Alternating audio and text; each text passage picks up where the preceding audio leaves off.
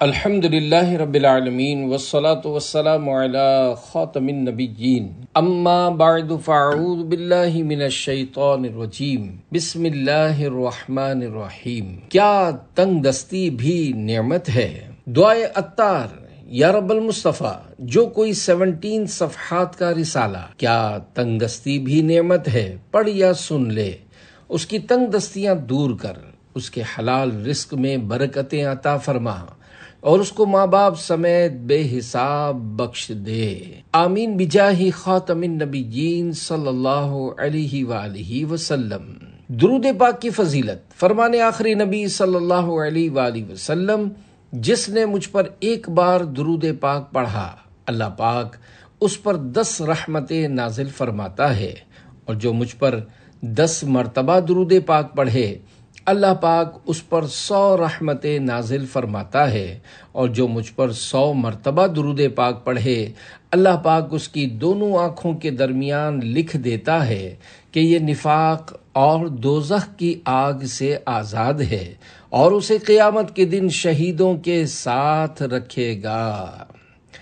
شافع روز جزا تم پہ کروڑوں درود، دافع جملہ بلا تم پہ کروڑوں درود، صلو علی الحبیب صلی اللہ علی محمد۔ کیا تنگ دستی بھی نعمت ہے؟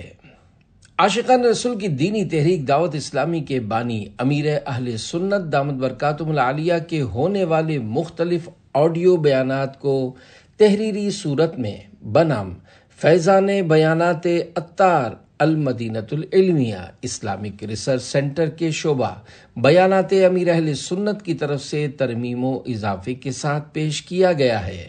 الحمدللہ الکریم، ان بیانات سے اب شعبہ ہفتہ وار رسالہ مطالعہ ایک بیان کیا تنگ دستی بھی نعمت ہے کو رسالے کی صورت میں منظر عام پر لا رہا ہے۔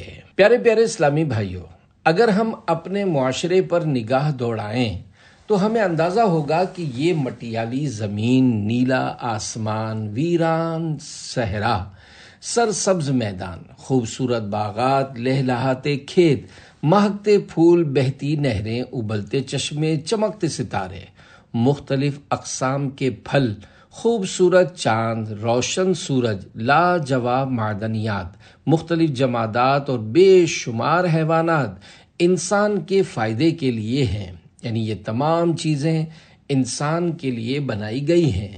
چنانچہ قرآن کریم میں اللہ پاک ارشاد فرماتا ہے، هو الذی خلق لکم ما فی الارض جمیعا، پارہ 1 سورہ بقرہ آیت 29، ترجمہ کنز العرفان۔ وہی ہے جس نے جو کچھ زمین میں ہے سب تمہارے لیے بنایا۔ اس آیت مبارکہ کے تحت تفسیر صراط الجنان میں ہے، تمام انسانوں کو فرمایا گیا کہ زمین میں جو کچھ دریا، پہاڑ، کانے، کھیتی، سمندر وغیرہ ہیں، سب کچھ اللہ کریم نے تمہارے دینی و دنیاوی فائدے کے لیے بنایا ہے۔ دینی فائدہ تو یہ ہے کہ زمین کے عجائبات دیکھ کر تمہیں اللہ کریم کی حکمت و قدرت کی معرفت یعنی پہچان نصیب ہو، اور دنیاوی فائدہ یہ کہ دنیا کی چیزوں کو کھاؤ پیو اور اپنے کاموں میں لاؤ، جب تک اللہ کریم کی طرف سے کوئی ممانعت نہ ہو تو ان نعمتوں کے باوجود تم کس طرح اللہ کریم کا انکار کر سکتے ہو۔ اس آیت سے معلوم ہوا کہ جس چیز سے اللہ پاک نے منع نہیں فرمایا وہ ہمارے لیے مباح یعنی جائز و حلال ہے۔ اب غور طلب بات یہ ہے کہ جب ساری کائنات تو انسان کے لیے پیدا کی گئی ہے، آخر انسان کو کس لیے پیدا فرمایا گیا ہے؟ اس سوال کا جواب اللہ کریم قرآن پاک میں کچھ یوں ارشاد فرماتا ہے، وَمَا خَلَقْتُ الْجِنَّ وَالْإِنسَ إِلَّا لِيَعْبُدُونَ، پارہ 27 سورۃ الذاریات آیت 56، ترجمہ کنز العرفان۔ اور میں نے جن اور آدمی اسی لیے بنائے کہ میری عبادت کریں۔ اس آیت مبارکہ کے تحت تفسیر صراط الجنان میں ہے، ارشاد فرمایا کہ میں نے جنوں اور انسانوں کو صرف دنیا طلب کرنے اور اس طلب میں منہمک یعنی گم ہونے کے لیے پیدا نہیں کیا، بلکہ انہیں اس لیے بنایا ہے تاکہ وہ میری عبادت کریں اور انہیں میری معرفت یعنی پہچان حاصل ہو۔ اس آیت سے معلوم ہوا کہ انسانوں اور جنوں کو بیکار پیدا نہیں کیا گیا، بلکہ ان کی پیدائش کا اصل مقصد یہ ہے کہ وہ اللہ پاک کی عبادت کریں۔ پیارے پیارے اسلامی بھائیوں، اس آیت مبارکہ کی تفسیر سے انسان کا مقصد پیدائش واضح ہو گیا کہ انسان کو رب کریم نے اپنی عبادت و پہچان کے لیے بنایا، مگر افسوس آج ہم اپنی زندگی کے مقصد کو گویا بھلا چکے ہیں، کیونکہ جو دنیا ہمارے لیے امتحان گاہ کی حیثیت رکھتی ہے، ہم اس کی محبت میں ایسے گم ہوئے کہ اسی کو اپنی زندگی کا حاصل سمجھ بیٹھے۔ شاید ہم یہ سمجھ بیٹھے ہیں کہ ہمیں مال و دولت جمع کرنے کے لیے پیدا کیا گیا ہے۔ مال و دولت کی حرص اس قدر دل پر غالب آ چکی ہے کہ بندہ راتوں رات امیر و کبیر بننے کے سہانے خواب دیکھتا رہتا ہے کہ کاش 5 لاکھ کا انعام لگ جائے، اے کاش 10 روپے کے ٹکٹ پر 3 لاکھ کا انعام لگ جائے، حتیٰ کہ امیر و کبیر بننے کی دھن اس پر ایسی سوار ہوتی ہے کہ اسے جوئے جیسی بری لت لگ جاتی ہے۔ بینک بیلنس بڑھانے کی خاطر وہ حلال و حرام کی پرواہ نہیں کرتا، اس کی بس ایک ہی رٹ ہوتی ہے کہ پیسہ ہو چاہے جیسا ہو۔ لہذا اگر کوئی مسلمان اس طرح کے کاموں میں مبتلا ہو اور آپ سمجھتے ہیں کہ اسے سمجھاؤں گا تو مان جائے گا، تو اس پر شفقت کے ساتھ انفرادی کوشش کیجیے، اسے مال کی تباہ کاریاں بتائیے، حرص و لالچ کے نقصانات سے آگاہ کیجیے، اسے سنت و بھرے اجتماعات و مدنی مذاکرے میں شرکت کی دعوت دیجیے، بلکہ اپنے ساتھ لائیے اور مدنی قافلوں میں سفر کروائیے۔ لیکن عام طور پر یہ دیکھا جاتا ہے کہ اس طرح کے لوگوں کو جب کوئی سمجھاتا ہے تو وہ توجہ سے بات سننے کے بجائے غافلوں کی طرح ادھر ادھر دیکھتے اور سر کھجاتے ہیں۔ یاد رہے کہیں ایسا نہ ہو آپ ہمت ہار کر انہیں جھاڑنا یا ڈانٹنا شروع کر دیں یا انفرادی کوشش کرنے سے پیچھے ہٹ جائیں۔ لہذا ہمت مت ہاریے گا اور نرمی و پیار سے انفرادی کوشش جاری رکھیے گا۔ اللہ پاک کی رحمت سے امید ہے کہ انشاءاللہ ایک نہ ایک دن ان کا دل بھی چوٹ کھا ہی جائے گا اور وہ بھی اپنے برے ارادوں سے توبہ کر کے صلاۃ و سنت کی راہ پر آ ہی جائیں گے۔ یاد رکھیے بعض اوقات شیطان لعین تنگ دستی کا خوف دلاتا اور حلال و حرام کی پرواہ کیے بغیر خوب مال و دولت جمع کرنے پر اکساتا ہے، تو ایسی صورت میں آپ اللہ پاک کی ذات پر بھروسہ فرمائیں، انشاءاللہ شیطانی وسوسہ دور ہوگا اور تنگ دستی کا خوف جاتا رہے گا۔ اس ضمن میں ایک بزرگ رحمت اللہ علیہ کا واقعہ سنیے اور اپنے لیے اللہ پاک کی ذات پر بھروسہ کرنے کا سامان کیجیے۔ چنانچہ جنگل میں گھی اور شہد کی تمنا۔ ایک بزرگ رحمت اللہ علیہ کسی جنگل میں تھے کہ شیطان نے انہیں یہ وسوسہ ڈالا کہ آپ کے پاس زیادہ راہ نہیں ہے اور یہ جنگل ہلاکت خیز ہے، یہاں آبادی ہے نہ کوئی انسان۔ تو انہوں نے بھی ارادہ کر لیا کہ وہ اس جنگل کو زیادہ راہ کے بغیر طے کریں گے اور عام راستہ چھوڑ کر چلیں گے تاکہ کسی انسان سے سامنا نہ ہو، اور خود کچھ نہیں کھائیں گے یہاں تک کہ ان کے منہ میں گھی اور شہد ڈالا جائے۔ پھر وہ راستے سے ہٹ کر جدھر رخ تھا چل پڑے۔ فرماتے ہیں اللہ پاک نے جتنا چاہا میں چلتا رہا، پھر میں نے دیکھا کہ ایک قافلہ راستہ بھول کر چلا آ رہا ہے۔ میں انہیں دیکھتے ہی زمین پر لیٹ گیا تاکہ وہ مجھے دیکھ نہ سکیں، مگر وہ چلتے رہے حتیٰ کہ میرے سر پر آ پہنچے۔ میں نے آنکھیں بند کر لی تھی۔ وہ میرے قریب ہو کر کہنے لگے، لگتا ہے اس کا زیادہ سفر ختم ہو گیا ہے اور بھوک پیاس کی شدت سے بے ہوش ہے، اس کے منہ میں گھی اور شہد ڈالو شاید اسے ہوش آ جائے۔ پھر وہ گھی اور شہد لائے تو میں نے اپنا منہ اور دانت مضبوطی سے بند کر لیے، پس انہوں نے چھری لا کر میرا منہ زبردستی کھولنا چاہا تو میں ہنس پڑا اور منہ کھول دیا۔ یہ دیکھ کر وہ بولے، کیا تم پاگل ہو؟ میں نے کہا ہرگز نہیں، اور تمام تعریفیں اللہ پاک کے لیے ہیں۔ پھر میں نے انہیں شیطانی وسوسے والا واقعہ سنایا۔ اے عاشقان اولیاء، یہ بزرگان دین رحمت اللہ علیہم کا ہی حصہ تھا کہ وہ اسباب اختیار کیے بغیر محض اللہ پاک پر بھروسہ کرتے ہوئے اپنا سفر جاری رکھتے اور شیطان لعین کے وسوسوں کے مقابلے کے لیے تیار رہتے تھے۔ لیکن ہمارے لیے یہ حکم ہے کہ ہم اللہ پاک پر بھروسہ رکھیں اور اسباب کو بھی اختیار کریں۔ اس واقعے سے یہ بھی معلوم ہوا کہ پہلے لوگ شہد بہت استعمال کرتے تھے۔ الحمدللہ شہد کی تعریف اور اس کا ذکر قرآن کریم میں بھی موجود ہے۔ چنانچہ پارہ 14 سورہ نحل کی آیت نمبر 69 میں اللہ پاک ارشاد فرماتا ہے، یخرج من بطونها شراب مختلف الوانه فیہ شفاء للناس۔ ترجمہ کنز العرفان۔ اس کے پیٹ سے ایک پینے کی رنگ برنگی چیز نکلتی ہے، اس میں لوگوں کے لیے شفا ہے۔ اس آیت مبارکہ کے تحت تفسیر صراط الجنان میں ہے، اس کے پیٹ سے ایک پینے کی چیز یعنی شہد سفید، زرد اور سرخ رنگوں میں نکلتا ہے، اس میں لوگوں کے لیے شفا ہے اور یہ نافع ترین دواؤں میں سے ہے اور بکثرت معجونوں میں شامل کیا جاتا ہے۔ پیارے پیارے اسلامی بھائیوں، شہد استعمال کرنا سنت ہے۔ ہمارے پیارے آقا مکی مدنی مصطفیٰ صلی اللہ علیہ وآلہ وسلم شہد پسند فرماتے تھے۔ چنانچہ حدیث پاک میں ہے، کان النبی صلی اللہ علیہ وآلہ وسلم یعجبہ الحلواء والعسل، یعنی نبی کریم صلی اللہ علیہ وآلہ وسلم میٹھی چیز اور شہد پسند فرماتے تھے۔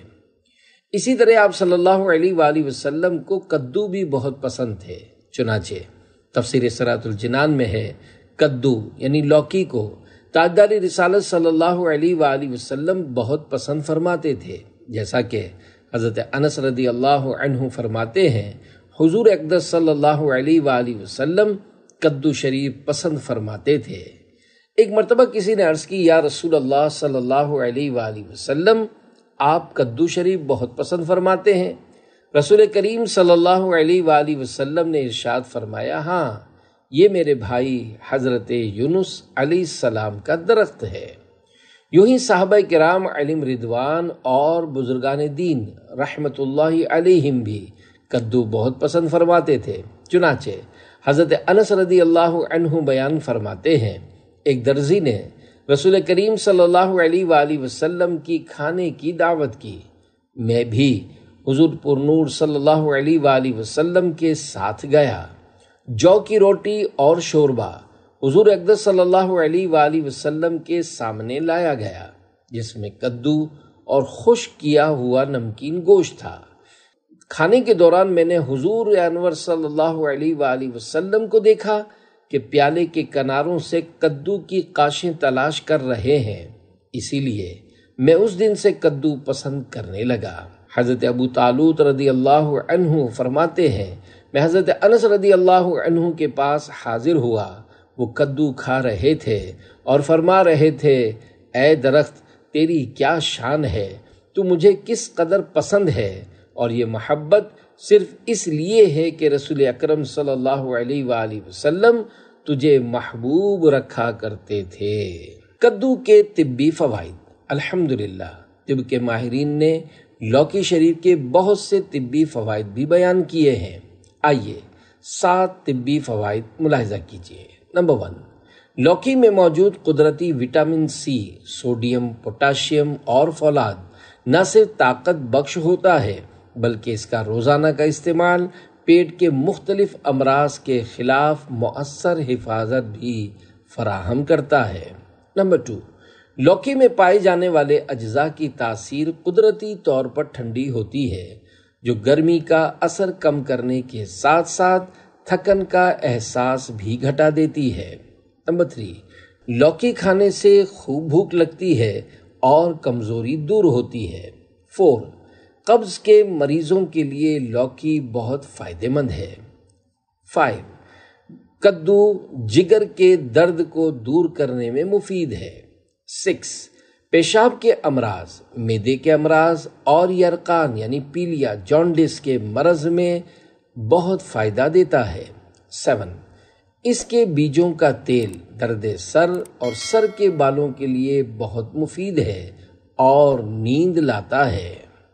اے عاشقان رسول، ابھی ہم نے سنا لوکی شریف ہمارے پیارے آقا مکی مدنی مصطفیٰ صلی اللہ علیہ وآلہ وسلم کی سنت اور آپ صلی اللہ علیہ وآلہ وسلم کی پیروی میں بزرگان دین رحمت اللہ علیہم بھی اس کو انتہائی شوق سے کھانا پسند کرتے تھے، لہذا ہمیں بھی چاہیے کہ ہم بھی لوکی شریف کو اپنی غذا میں شامل کریں۔ ہمارا تو بس یہی ذہن ہونا چاہیے کہ جو آپ صلی اللہ علیہ وآلہ وسلم کی پسند ہے وہی اپنی پسند، اور جو آپ صلی اللہ علیہ وآلہ وسلم کو ناپسند ہے وہی اپنی ناپسند۔ چونکہ آپ صلی اللہ علیہ وآلہ وسلم نے کدو شریف سے اپنی پسندیدگی کا اظہار فرمایا، تو ہمیں بھی کدو شریف کو پسند کرنا اور اسے سنت کی نیت سے شوق سے کھانا چاہیے۔ ہمارے آقا صلی اللہ علیہ وآلہ وسلم کو گانا سننا ناپسند ہے تو ہمیں بھی ناپسند ہے۔ بہرحال اگر ہم نے یہ اصول اپنی زندگی پر نافذ کر لیا تو انشاءاللہ کامیابی ہمارا مقدر بن جائے گی۔ صلو علی الحبیب صلی اللہ علی محمد۔ پیارے پیارے اسلامی بھائیوں، بزرگان دین رحمت اللہ علیہم کا رب کریم کی ذات پر بہت کامل ایمان ہوتا تھا۔ یہ حضرات تنگ دستی سے نہیں ڈرتے، فاقے کرتے ہیں تو اللہ پاک ان کی مدد کرتا ہے۔ لہذا اے عاشقان رسول، تنگ دستی آتی ہے تو آئے، مگر ہمیں اس سے گھبرانا نہیں چاہیے۔ تنگ دستی کا خوف نکالنے کے لیے بزرگان دین رحمت اللہ علیہم کے واقعات پڑھتے اور سنتے رہیے۔ یاد رکھیے، یہ مشاہدہ ہے کہ جو دنیا سے دور بھاگتا ہے، دنیا ذلیل ہو کر اس کے قدموں میں آتی ہے۔ ہمیں دنیاوی منصب اور مال و دولت کو پانے کی کوششیں کرنے والوں سے سبق لینا چاہیے، جو ایک سیٹ جیتنے کی خاطر لاکھ جتن کرتے ہیں مگر بعض اس سے پہلے ہی موت کی گھاٹ اتر جاتے ہیں۔ یاد رکھیے، دولت کا نشہ انتہائی خطرناک ہے۔ نبی اکرم صلی اللہ علیہ وآلہ وسلم کا فرمان عبرت نشان ہے، دنیا اس کا گھر ہے جس کا کوئی گھر نہ ہو، اور اس کا مال ہے جس کا کوئی مال نہ ہو، اور اس کے لیے وہ جمع کرتا ہے جس میں عقل نہ ہو۔ ہمیں دنیا، مال دنیا اور دنیاوی منصب کے پیچھے بھاگنے، تنگ دستی سے خوف کھانے، کم وسائل اور غربت کا رونا روتے رہنے کے بجائے صبر و قناعت اور توکل علی اللہ والی زندگی گزارنی چاہیے، کہ یہی ہمارے بزرگان دین رحمت اللہ علیہم نے ہمیں سکھایا ہے۔ آئیے ضمن میں اعلی حضرت رحمت اللہ علیہ کی انفرادی کوشش کا ایک حسین واقعہ سنیے اور نصیحت حاصل کیجیے۔ چنانچہ تنگ دستی کی شکایت کرنے والے پر انفرادی کوشش۔ اعلی حضرت رحمت اللہ علیہ فرماتے ہیں، سادات کرام میں سے ایک صاحب زادے گردش ایام کی زد میں آ کر تنگ دستی میں مبتلا تھے۔ وہ میرے پاس تشریف لاتے اور اپنے حالات سے دل برداشتہ ہو کر مفلسی و غربت کی شکایت کیا کرتے۔ ایک دن جب وہ بہت ہی پریشان و مغموم تھے، میں نے ان سے کہا، صاحب زادے، یہ ارشاد فرمائیے کہ جس عورت کو باپ نے طلاق دے دی ہو، کیا وہ بیٹے کے لیے حلال ہو سکتی ہے؟ انہوں نے فرمایا، نہیں۔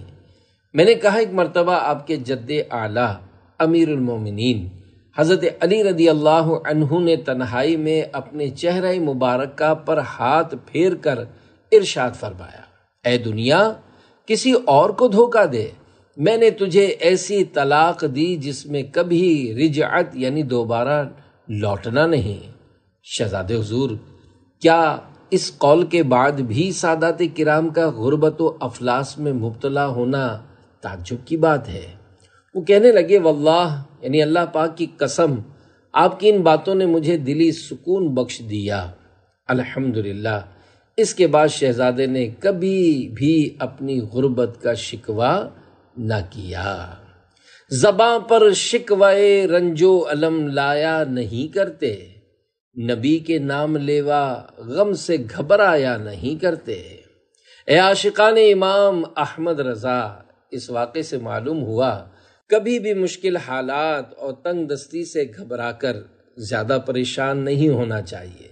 کامیابی دنیاوی مال و دولت کی کثرت میں نہیں، بلکہ اللہ کریم کی رضا پر راضی رہنے میں ہے۔ یہ بھی معلوم ہوا کہ جب بھی کسی اسلامی بھائی کی اصلاح کی ضرورت پڑے تو بڑی حکمت عملی سے اس کے مرتبہ و مقام کا لحاظ کرتے ہوئے نیکی کی دعوت دینی چاہیے، جیسا کہ ہمارے اعلیٰ حضرت رحمت اللہ علیہ نے کتنے پیار بھرے انداز میں سیدزادے پر انفرادی کوشش کرتے ہوئے ان کی اصلاح کی۔ کوئی ایسا لفظ نہ بولا جس سے ان کو شرمندگی ہو، اور نہ ہی سخت لہجہ استعمال کیا۔ اللہ پاک ہمیں بھی میٹھے انداز میں نیکی کی دعوت کی دھوم مچانے کی توفیق عطا فرمائے، آمین بجاہ خاتم النبیین صلی اللہ علیہ وآلہ وسلم۔ یاد رہے، ایسی تنگ دستی ضرور اللہ پاک کی ایک بہت بڑی نعمت ہے جو گناہوں سے رکنے کا سبب ہو، اور اللہ پاک کی یاد سے غافل نہ کرے۔ نیز بندہ صبر و شکر کے ساتھ زندگی گزارے، مگر افسوس بعض نادان تنگ دستی میں مبتلا ہو کر بے صبری کرتے ہوئے شکوے شکایات اور رب کریم کی ناشکری اور نافرمانی پر اتر آتے ہیں، اور بعض بے وقوف تو معاذ اللہ کفریہ کلمات تک بک جاتے ہیں۔ تنگ دستی و محتاجی میں مبتلا شخص کو چاہیے کہ وہ اللہ پاک کی بارگاہ میں ایسی تنگ دستی سے پناہ طلب کرتا رہے جو اسے شکوے شکایات، رب کریم کی ناشکری و نافرمانی اور کفریہ کلمات بکنے پر ابھارے اور ایمان کی بربادی کا سبب بن جائے۔ مکر شیطان سے تو بچانا، ساتھ ایمان کے مجھ کو اٹھانا، نزع میں دید بدر الدجا کی، میرے مولا تو خیرات دے دے۔ غریب و تنگ دست اور مسکین شخص اگر اپنی غربت و مفلسی پر صبر اور صرف صبر کرے اور لوگوں کے آگے شکوے شکایات کر کے بے صبری کا مظاہرہ نہ کرے تو اسے بہت زیادہ ثواب ملتا ہے۔ غریب اس لیے بھی فائدے میں ہے کہ اس کے پاس گناہوں کی دنیاوی آسائشیں، آلات و اسباب اور وسائل نہیں ہوتے، جبکہ کئی مالداروں اور دنیا داروں کے پاس یہ سب چیزیں ہوتی ہیں۔ اب بعض غریب لوگ جب مالداروں اور دنیا داروں کی عیش و عیاشیاں اور سہولیات کو دیکھتے ہیں تو ان کے دلوں میں کچھ اس طرح کی خواہشات انگڑائیاں لینے لگتی ہیں، مثلاً اے کاش میرے پاس بھی نیٹ ہوتا، نیٹ والا موبائل ہوتا، کمپیوٹر ہوتا، ٹی وی ہوتا تو میں بھی ان کی طرح فلمیں ڈرامے دیکھتا، موسیقی سنتا، اپنی گاڑی میں عمدہ قسم کا ٹیپ لگوا کر گانے بجاتا وغیرہ۔ یاد رکھیے، گناہ کا پکا ارادہ کرنے سے انسان گناہ گار ہو جاتا ہے، اگرچہ وہ گناہ نہ کر سکا ہو۔ چنانچہ ملفوظات اعلیٰ حضرت کے صفحہ نمبر 286 پر لکھا ہے، اگر کوئی مجمع خیر کا ہو، یعنی نیک لوگوں کا اجتماع ہو، اور وہ نہ جانے پایا اور خبر ملنے پر اس نے افسوس کیا تو اتنا ہی ثواب ملے گا جتنا حاضرین کو، اور اگر مجمع شر کا ہو، یعنی برے لوگوں کا اجتماع ہو، اس نے اپنے نہ جانے پر افسوس کیا تو جو گناہ ان حاضرین یعنی وہاں موجود لوگوں پر ہوگا وہ اس پر بھی ہوگا۔ نیز بحر شریعت حصہ 16 صفحہ نمبر 615 پر لکھا ہے، اگر گناہ کے کام کا بالکل پکا ارادہ کر لیا جس کو عزم کہتے ہیں تو یہ بھی ایک گناہ ہے، اگرچہ جس گناہ کا عزم یعنی پکا ارادہ کیا تھا اسے نہ کیا ہو۔ پکا ارادہ عزم کہلاتا ہے۔ جب ذہن کسی چیز کو حاصل کرنے کے لیے پکا ارادہ کر لے، نفس کو اس کی جانب مائل کر لے اور اس کو حاصل کرنے کی نیت بھی کر لے تو یہ عزم یعنی پکا ارادہ کہلاتا ہے۔ اس صورت میں اگر نیکی کا ارادہ ہے تو اس پر ثواب ملے گا، اور گناہ کا ارادہ تھا تو اس پر پکڑ ہوگی، اگرچہ کسی سبب سے وہ اس گناہ کو نہ کر سکا۔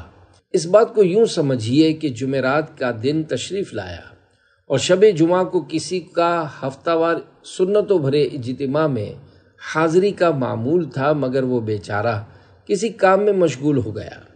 اسے یاد ہی نہ رہا کہ اسے تو اجتماع میں جانا تھا۔ اچانک اسے یاد آیا کہ آج تو شب جمعہ ہے اور مجھے ہفتہ وار سنتوں بھرے اجتماع میں شرکت کرنی تھی، لیکن تب تک اجتماع کا وقت ختم ہو چکا تھا۔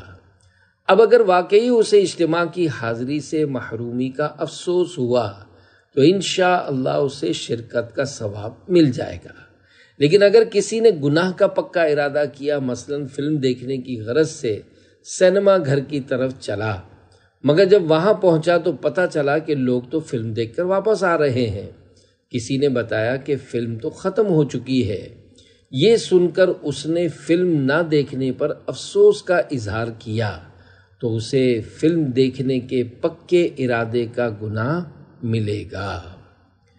گناہوں نے میری کمر توڑ ڈالی، میرا حشر میں ہوگا کیا یا الہی، گناہوں کے امراض سے نیم جاں ہوں، پے مرشدی دے شفا یا الہی، بنا دے مجھے نیکوں کا صدقہ، گناہوں سے ہر دم بچا یا الہی۔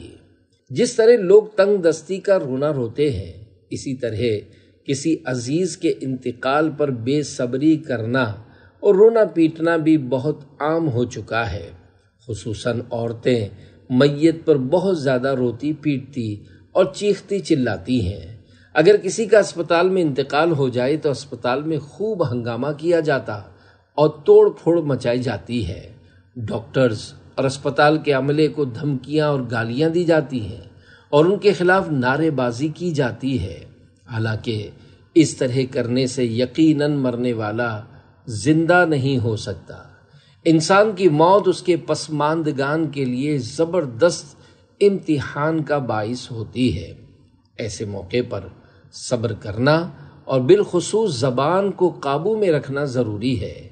بے صبری سے صبر کا اجر تو ضائع ہو سکتا ہے، مگر مرنے والا پلٹ کر نہیں آ سکتا۔ آنکھیں رو رو کے سجانے والے، جانے والے نہیں آنے والے۔ یاد رہے، میت کے غم میں آنسو بہانے میں حرج نہیں، البتہ نوحہ کرنا یعنی میت کے اوصاف مبالغے کے ساتھ بیان کر کے آواز سے رونا، جس کو بین کہتے ہیں، حرام ہے۔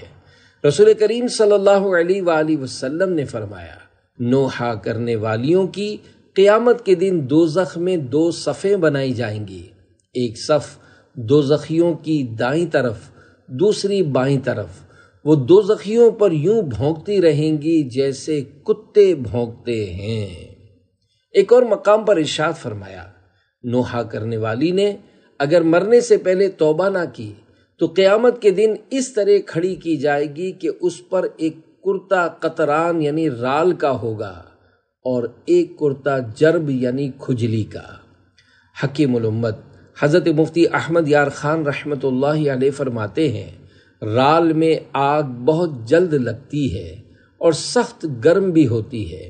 معلوم ہوتا ہے کہ نائحہ یعنی نوحہ کرنے والی پر اس دن خارش کا عذاب مسلط ہوگا، کیونکہ وہ نوحہ کر کے لوگوں کو مجروح یعنی ان کے دل غمگین و زخمی کرتی تھی، تو قیامت کے دن اسے خارش سے زخمی کیا جائے گا۔ اس سے معلوم ہوا نوحہ خواہ عملی ہو یا قولی سخت حرام ہے۔ چونکہ اکثر عورتیں ہی نوحہ کرتی ہیں، اس لیے عموماً نائحہ تانیث یعنی مؤنث کا صیغہ یعنی کلمہ ارشاد فرمایا۔ زباں پر شکوائے رنج و الم لایا نہیں کرتے، نبی کے نام لیوا غم سے گھبرایا نہیں کرتے۔ بعض اوقات ایسا بھی ہوتا ہے کہ کسی کے انتقال پر بعض خواتین دل ہی دل میں خوش ہو رہی ہوتی ہیں، اس لیے کہ ان کی مرنے والے سے انبن چل رہی تھی۔ نیز ایسی عورتیں زیادہ چلاتی اور روتی ہیں، لیکن دل میں خوشی کے لڈو پھوٹ رہے ہوتے ہیں کہ اچھا ہوا مر گیا، ہماری تو جان چھوٹی، یہ تنگ بہت کرتا تھا، بے پردگی اور فیشن نہیں کرنے دیتا تھا، شرعی پردہ کرواتا تھا، فلمیں، ڈرامے اور گانے باجے دیکھنے سننے پر پابندی لگائی ہوئی تھی، وغیرہ وغیرہ۔ افسوس، وفا کسی جانے والے کی طرح جا چکی ہے، بھائی بھائی کا نہیں ہے۔ آئے دن ایسی دردناک خبریں سننے کو ملتی ہیں کہ بیٹوں نے ہی اپنے سگے باپ کو مار دیا، بھائی نے بھائی کو قتل کر دیا۔ زمین و جائیداد کے جھگڑے میں کئی بیٹوں نے باپ کو اس لیے مار دیا کہ اس کی جائیداد پر قبضہ کر لے اور مزے کرے۔ زمین و جائیداد تو ہاتھ کیا آتی، الٹا انہیں ہتھکڑیاں لگ جاتی ہیں، جیل کی سلاخوں کے پیچھے سڑتے ہیں، بالآخر سزائے موت ان کا مقدر بن جاتی ہے۔ یہ دنیا بے وفا آخر فنا، نہ رہا اس میں گدا نہ بادشاہ۔ موت ٹھہری آنے والی آئے گی، جان ٹھہری جانے والی جائے گی۔ قبر میں میت اترنی ہے ضرور، جیسی کرنی ویسی بھرنی ہے ضرور۔ جب اندھیری قبر میں تو جائے گا، غافل انسان یاد رکھ پچھتائے گا۔